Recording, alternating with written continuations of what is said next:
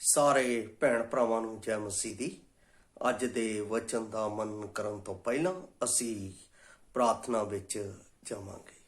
ਦਿਆਲੂ ਪ੍ਰਭੂ, ਅਸੀਂ ਤੇਰਾ ਧੰਨਵਾਦ, ਤੇਰੀ ਮਹਿਮਾ, ਤੇਰੀ ਵਡਿਆਈ ਕਰਦੇ ਹਾਂ। ਤੂੰ ਰਾਜਿਆਂ ਦਾ ਰਾਜਾ ਹੈ, ਪ੍ਰਭੂਆਂ ਦਾ ਪ੍ਰਭੂ, ਸਰਵ ਸ਼ਕਤੀਮਾਨ, ਸਰਵ ਵਿਆਪੀ, ਸਰਵਗਿਆ ਪਰਮੇਸ਼ਰ ਹੈ। ਅੱਜ ਦਾ ਦਿਨ ਤੇਰੀ ਜੈ ਦਾ ਦਿਨ ਹੈ। ਬਹੁਤ ਸਾਰੇ ਲੋਕ ਤੇਰੀ ਜੈ ਦਾ ਦਿਨ ਪਵਿੱਤਰਤਾ ਦੇ ਨਾਲ ਤੇਰੇ ਵਿੱਚ ਪਰਮੇਸ਼ਰ ਪਿਤਾ ਤੇਰੀ ਭਗਤੀ ਦੇ ਨਾਲ ਪਰਮੇਸ਼ਰ ਪਿਤਾ ਉਹਦੇ ਕਰ ਰਹੇ ਹੈ। ਜਗ੍ਹਾ ਜਗ੍ਹਾ ਤੇਰੀ ਆਰਾਧਨਾ ਉਪਾਸਨਾ ਹੋ ਰਹੀ ਹੈ ਔਰ ਪਰਮੇਸ਼ਰ ਪਿਤਾ ਤੂੰ ਆਰਾਧਨਾ ਉਪਾਸਨਾ ਦੇ ਵਿੱਚ ਆਪਣੇ ਪਵਿੱਤਰ ਕੀਤੇ ਹੋਏ ਕਾਰਜਾਂ ਦਾ ਧੰਨਵਾਦ ਆਪਣੇ ਲੋਕਾਂ ਤੋਂ ਲੈਣਾ ਹੈ। ਅੱਜ ਵੀ ਜਦੋਂ ਅਸੀਂ ਤੇਰੇ ਅੱਗੇ ਧੰਨਵਾਦ ਦਾ ਵਚਨ ਪੜ੍ਹਦੇ ਹਾਂ ਤਾਂ ਇਸ ਦੇ ਰਾਹੀਂ ਤੈਨੂੰ ਮਹਿਮਾ ਮਿਲੇ ਔਰ ਤੇਰਾ ਹੀ ਨਾਮ ਉੱਚਾ ਹੋਵੇ। ਇਹ ਸਭੋ ਕੁਝ ਅਸੀਂ ਤੇਰੇ ਹੱਥਾਂ ਵਿੱਚ ਸੌਂਪ ਦਿੰਦੇ ਹਾਂ, ਇਸ ਵਚਨ ਨੂੰ ਔਰ ਅੱਜ ਦੇ ਧੰਨਵਾਦ ਦਾ ਪਰਮੇਸ਼ਰ ਪਿਤਾ ਵਚਨ ਤੇਰੀ ਮਹਿਮਾ ਦਾ ਅਤੇ ਤੇਰੀ ਆਰਾਧਨਾ ਦਾ ਕਾਰਨ ਹੋਵੇ। ਇਹ ਸਾਰਾ ਆਦਰ ਮਾਨ ਆਪ ਦੇ ਹੱਥਾਂ ਵਿੱਚ ਸੌਂਪਦੇ ਹੋਏ ਸੁਣਨ ਵਾਲੇ ਨੂੰ ਅਤੇ ਬੋਲਣ ਵਾਲੇ ਨੂੰ ਆਪ ਦੇ ਹੱਥਾਂ ਵਿੱਚ ਸੌਂਪਦੇ ਹੋਏ ਬੇਨਤੀ ਮਸੀਹ ਯਸੂ ਦੇ ਪਵਿੱਤਰ ਤੇ ਸਮਰਥੀ ਨਾਮ ਵਿੱਚ ਹੋ ਕੇ ਮੰਗਦੇ ਹਾਂ, ਆਮੈਨ। ਪਿਆਰੇ ਅਜ਼ੀਜ਼, ਅੱਜ ਦਾ ਜੋ ਵਚਨ ਹੈ ਉਸ ਦਾ ਮੈਂ ਜੋ ਵਿਸ਼ਾ ਲਿਆ ਹੈ ਉਹ ਲਿਆ ਹੈ ਲੂਕਾ ਦੀ ਅੰਜੀਲ 7 ਅਧਿਆਏ ਉਸ ਦੀ 38 ਆਇਤ ਦੇ ਵਿੱਚੋਂ। ਇਹ ਬੜਾ ਹੀ ਦਿਲਚਸਪ ਅਤੇ ਬੜਾ ਹੀ ਪ੍ਰਭੂ ਦੀ ਮਹਿਮਾ ਦਾ ਵਚਨ ਹੈ, ਜਿਸ ਵਿੱਚ ਅਸੀਂ ਪਰਮੇਸ਼ਵਰ ਦੀ ਮਹਿਮਾ ਨੂੰ ਇਸ ਜਗ੍ਹਾ ਵਿੱਚ ਵੇਖਦੇ ਹਾਂ। ਇੱਥੇ ਲਿਖਿਆ ਹੋਇਆ ਹੈ, ਅਤੇ ਪਿਛਲੀ ਵੱਲ ਉਹਦੇ ਚਰਨਾਂ ਦੇ ਕੋਲ ਖਲੋ ਕੇ ਰੋਂਦੀ ਰੋਂਦੀ ਹੰਝੂਆਂ ਨਾਲ ਉਹਦੇ ਚਰਨ ਭਿਗਾਉਣ ਲੱਗੀ ਅਤੇ ਆਪਣੇ ਸਿਰ ਦੇ ਵਾਲਾਂ ਨਾਲ ਪੂੰਝ ਕੇ ਉਹਦੇ ਚਰਨ ਚੁੰਮੇ ਅਤੇ ਅਤਰ ਮਲਿਆ। ਇਹ ਖੰਡ ਬਹੁਤ ਹੀ ਅਦਭੁਤ ਖੰਡ ਹੈ। ਇਹ ਹੈ ਇੱਕ ਪਾਪੀ ਔਰਤ ਵੱਲੋਂ ਯਸੂ ਦੇ ਪੈਰਾਂ ਤੇ ਅਤਰ ਮਲਣਾ, ਔਰ ਇਸ ਦਾ ਜੋ ਮੁੱਖ ਵਿਸ਼ਾ ਹੈ ਉਹ ਹੈ ਇੱਕ ਪਾਪੀ ਵਿਅਕਤੀ ਜਿਸ ਦੇ ਜੀਵਨ ਦੇ ਵਿੱਚ ਪਾਪ ਦਾ ਪਛਤਾਤਾਪ ਹੈ, ਉਹਦਾ ਪਰਮੇਸ਼ਵਰ ਦੇ ਨਾਲ ਪ੍ਰੇਮ। ਇੱਕ ਪਾਪੀ ਵਿਅਕਤੀ ਜਿਸ ਦੇ ਮਨ ਦੇ ਵਿੱਚ ਪਛਤਾਤਾਪ ਹੈ, ਪਾਪ ਤੌਬਾ ਹੈ, ਉਹਦਾ ਪਰਮੇਸ਼ਵਰ ਦੇ ਨਾਲ ਪ੍ਰੇਮ। ਇਹ ਪਰਮੇਸ਼ਵਰ ਦੀ ਆਰਾਧਨਾ ਦਾ ਕਾਰਨ ਹੈ। ਜਦੋਂ ਮੈਂ ਇਸ ਵਚਨ ਨੂੰ ਪੜ੍ਹ ਰਿਹਾ ਸਾਂ ਤਾਂ ਪ੍ਰਭੂ ਯਿਸੂ ਮਸੀਹ ਜੀ ਇੱਕ ਫਰੀਸੀ ਦੇ ਘਰ ਭੋਜਨ ਕਰਨ ਬੈਠੇ ਹੋਏ ਸਨ। ਉਹਦੇ ਚੇਲੇ ਵੀ ਉਸ ਦੇ ਨਾਲ ਸਨ ਅਤੇ ਉਸ ਜਗ੍ਹਾ ਦੇ ਉੱਤੇ ਇੱਕ ਪਾਪਣ ਔਰਤ ਉਹਨਾਂ ਦੇ ਕੋਲ ਆ ਕੇ ਖਲੋ ਜਾਂਦੀ ਹੈ। ਇਹ ਇੱਕ ਬੜਾ ਅਦਭੁਤ ਦ੍ਰਿਸ਼ਟਾਂਤ ਹੈ ਔਰ ਅਸੀਂ ਇਹ ਦੇਖਦੇ ਹਾਂ ਕਿ ਪ੍ਰਭੂ ਯਿਸੂ ਮਸੀਹ ਦੇ ਕੋਲ ਉਸ ਕਮਰੇ ਵਿੱਚ ਦਾਖਲ ਹੋਈ। ਅਸੀਂ ਨਹੀਂ ਜਾਣਦੇ ਕਿ ਉਹ ਕੌਣ ਸੀ, ਪਰ ਜਦੋਂ ਅਸੀਂ ਉਸ ਦੇ ਉੱਤੇ ਧਿਆਨ ਕਰਦੇ ਹਾਂ ਤਾਂ ਪਤਾ ਚੱਲਦਾ ਹੈ ਉਹ ਮਰੀਅਮ ਮਗਦਲਨੀ ਸੀ।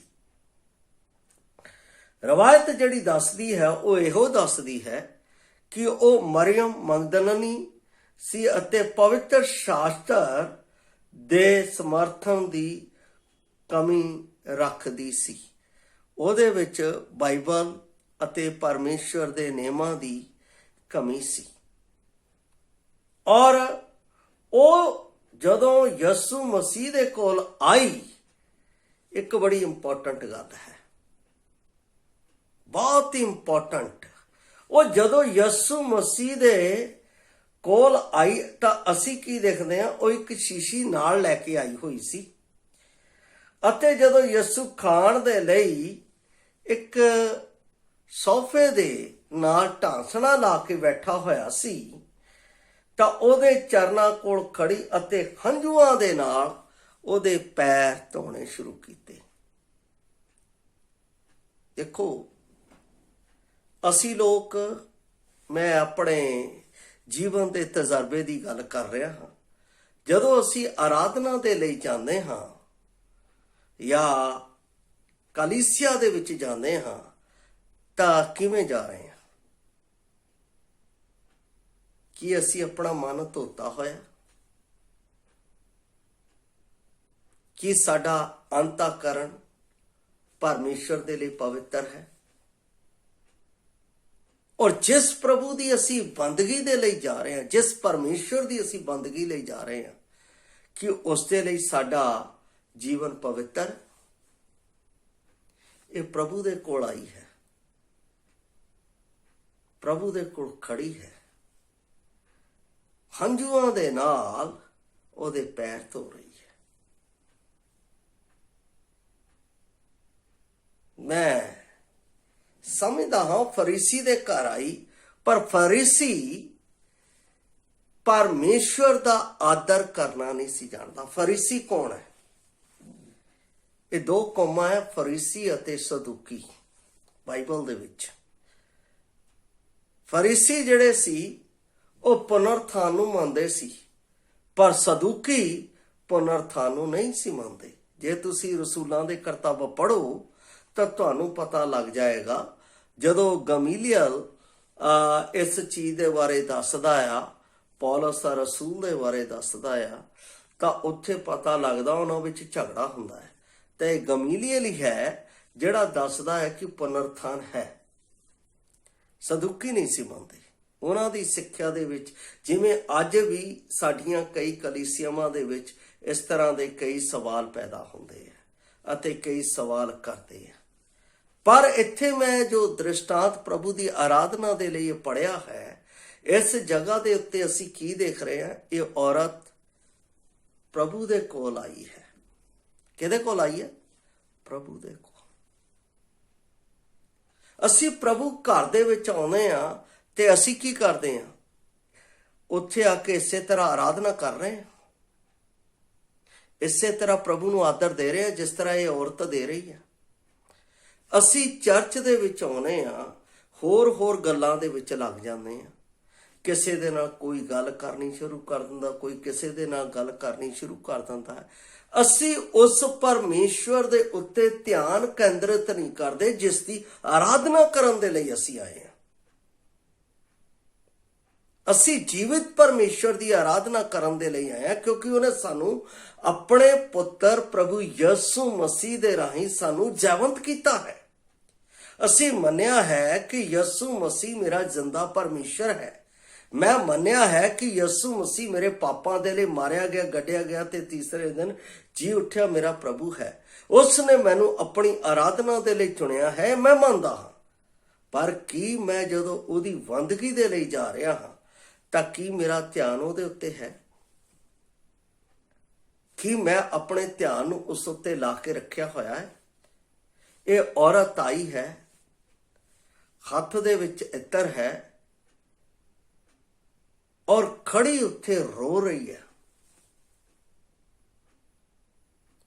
ਮੈਂ ਇਹ ਸਮਝਦਾ ਹਾਂ ਜਦੋਂ ਰੋ ਰਹੀ ਹੈ ਤਾਂ ਇਸ ਗੱਲ ਨੂੰ ਰੋ ਰਹੀ ਹੈ, ਪਛਤਾਪੀ ਹਿਰਦੇ ਦੇ ਨਾਲ ਰੋ ਰਹੀ ਹੈ ਕਿ ਮੈਂ ਇਸ ਯੋਗ ਨਹੀਂ ਕਿ ਮੈਂ ਪਰਮੇਸ਼ਵਰ ਦੇ ਕੋਲ ਜਾ ਸਕਾਂ।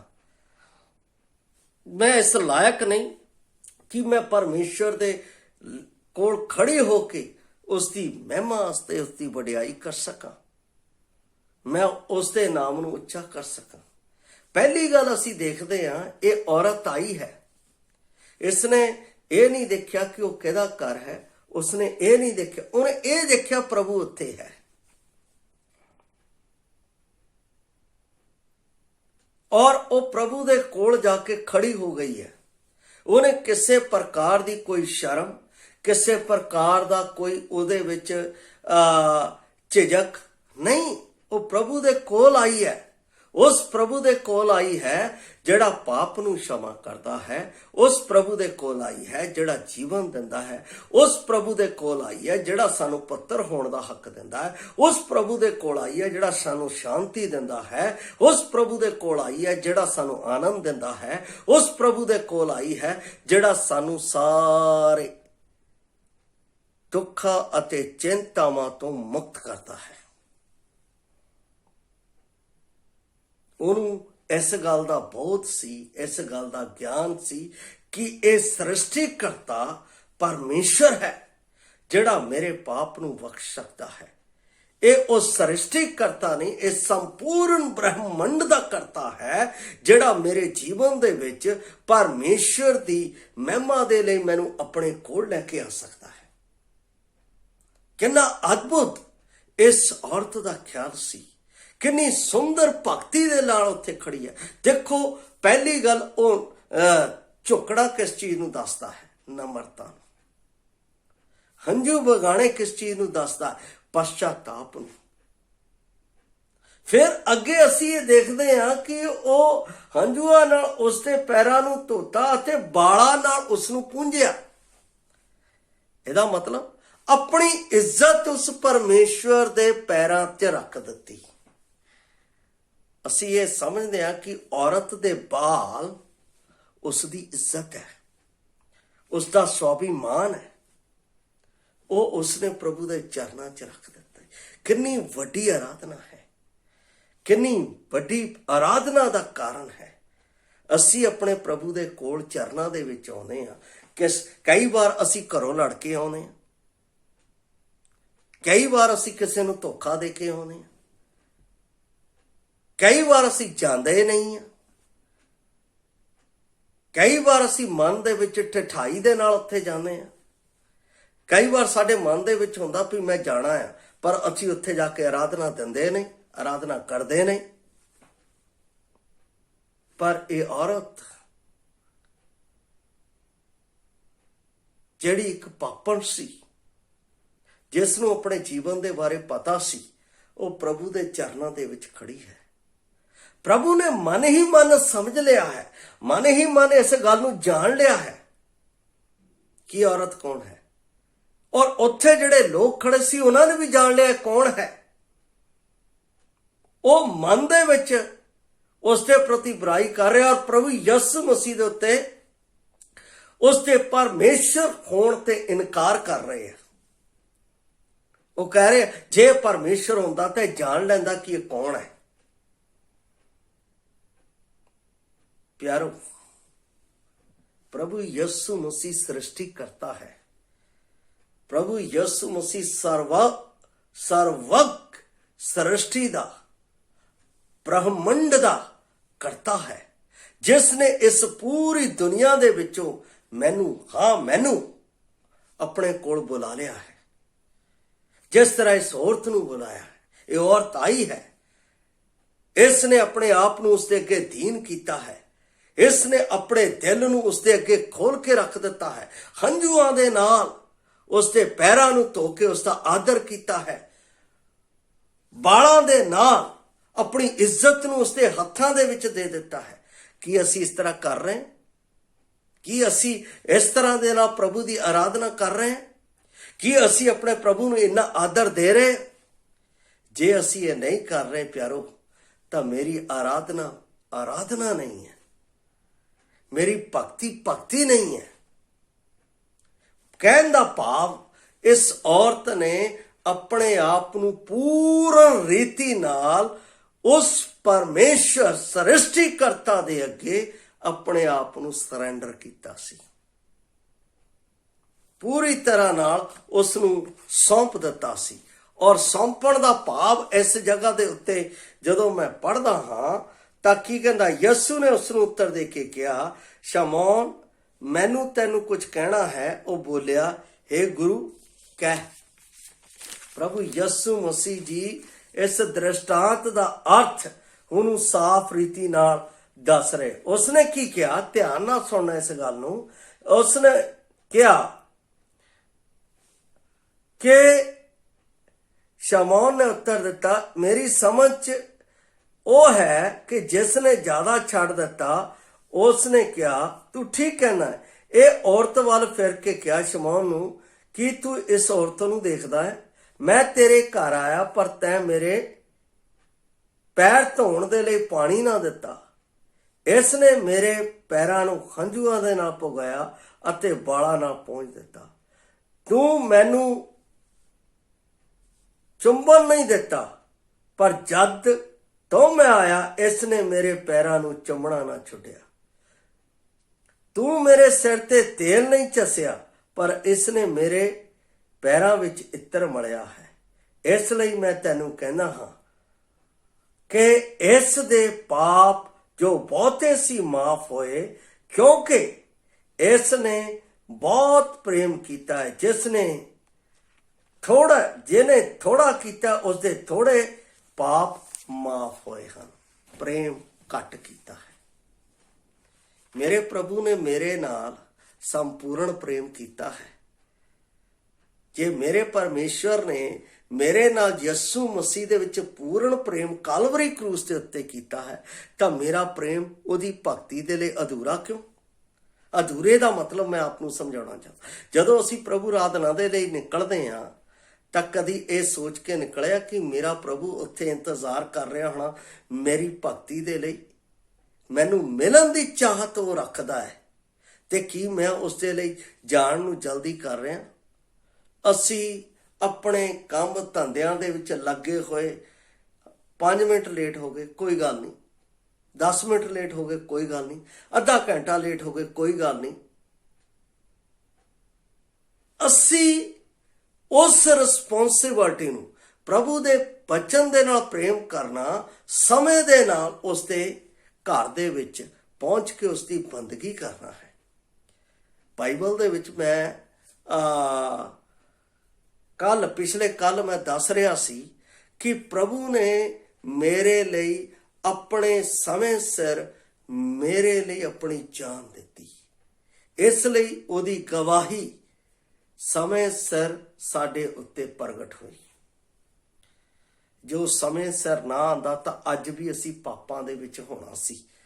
ਪਰ ਧੰਨਵਾਦ ਹੈ ਪਰਮੇਸ਼ਵਰ ਦਾ, ਜਿਸ ਨੇ ਸਮੇਂ ਦੇ ਉੱਤੇ ਮੇਰੇ ਲਈ ਆਪਣੇ ਪਿਆਰੇ ਪੁੱਤਰ ਨੂੰ ਕਾਲਵਰੀ ਕਰੂਸ ਦੇ ਉੱਤੇ ਦੇ ਕੇ ਮੈਨੂੰ ਆਪਣੀ ਭਗਤੀ ਦੇ ਲਈ ਰਚ ਲਿਆ। ਕੀ ਮੈਂ ਉਸ ਭਗਤੀ ਦੇ ਲਈ ਵਫਾਦਾਰ ਹਾਂ, ਉਹਦੇ ਦਿਨ ਦੇ ਵਿੱਚ ਸਮੇਂ ਸਿਰ ਜਾਣ ਦੇ ਲਈ? ਬਹੁਤੇ ਲੋਕ ਆਪਣੇ ਜੀਵਨ ਦੇ ਵਿੱਚ ਡਰ ਰੱਖਦੇ ਆ। ਮੈਂ ਨਹੀਂ ਕਹਿੰਦਾ ਡਰ ਨਹੀਂ ਹੋਣਾ ਚਾਹੀਦਾ।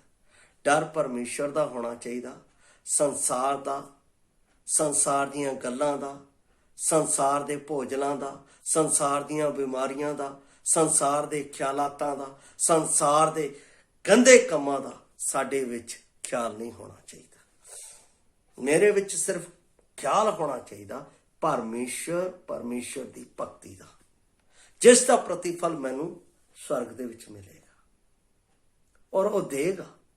ਇਸ ਔਰਤ ਨੇ ਉਸੇ ਸਮੇਂ ਵਿੱਚ ਪਰਮੇਸ਼ਵਰ ਦੇ ਕੋਲੋਂ ਇਨਾਮ ਪਾ ਲਿਆ, ਆਦਰ ਪਾ ਲਿਆ। ਕਿਵੇਂ? ਕਿਉਂਕਿ ਪਰਮੇਸ਼ਵਰ ਨੇ ਸ਼ਮੌਨ ਪਤਰਸ ਨੂੰ ਉਸੇ ਵੇਲੇ ਉਸ ਦੀ ਇੱਜ਼ਤ ਦੇ ਦਿੱਤੀ ਸਭਨਾਂ ਲੋਕਾਂ ਦੇ ਵਿੱਚ। ਕਿੰਨੀ ਆਦਰ ਦੀ ਗੱਲ ਹੈ ਜਦੋਂ ਪਰਮੇਸ਼ਵਰ ਲੋਕਾਂ ਦੇ ਵਿਚਕਾਰ ਸਾਡੇ ਕੀਤੇ ਹੋਏ ਭਗਤੀ ਦੇ ਢੰਗ ਨੂੰ ਵੇਖ ਕੇ ਉਸ ਦੀ ਤਾਰੀਫ ਕਰਦਾ ਹੈ। ਕਈ ਲੋਕਾਂ ਦੇ ਬਾਰੇ ਮੈਂ ਸੁਣਦਾ ਹਾਂ, ਕਈ ਕਲੀਸਿਆਵਾਂ ਦੇ ਵਿੱਚ ਸੁਣਦਾ, ਭਾਈ ਇਹ ਭਾਈ ਤਾਂ ਬਹੁਤ ਟਾਈਮ ਦਾ ਪਾਬੰਦ ਹੈ, ਇਹ ਸਮੇਂ ਤੋਂ ਥੋੜਾ ਵੀ ਅੱਗੇ ਪਿੱਛੇ ਨਹੀਂ ਹੁੰਦਾ। ਦੂਸਰਾ ਉਹਦੇ ਬਾਰੇ ਕੀ ਸੁਣਦਾ, ਇਹ ਪ੍ਰਭੂ ਘਰ ਦੇ ਨਾਲ ਪੂਰਨ ਪ੍ਰੇਮ ਕਰਦਾ, ਸਭ ਕੁਝ ਪੂਰਾ ਕਰਕੇ ਵਾਪਸ ਜਾਂਦਾ ਹੈ। ਇਹ ਪ੍ਰੇਮ ਹੈ ਪ੍ਰਭੂ ਦਾ, ਇਹ ਪ੍ਰਭੂ ਘਰ ਦਾ ਪ੍ਰੇਮ ਹੈ, ਪ੍ਰਭੂ ਦੇ ਨਾਲ ਪ੍ਰੇਮ ਹੈ। ਇਹ ਇੱਕ ਇੱਕ ਚੀਜ਼ ਦੀ ਜ਼ਿੰਮੇਵਾਰੀ ਸਮਝ ਕੇ, ਇੱਕ ਇੱਕ ਚੀਜ਼ ਦੀ ਜ਼ਿੰਮੇਵਾਰੀ ਨੂੰ ਆਪਣੇ ਜੀਵਨ ਦੇ ਵਿੱਚ ਲੈ ਕੇ ਪਰਮੇਸ਼ਵਰ ਦਾ ਕਾਰਜ ਕਰਦਾ ਹੈ।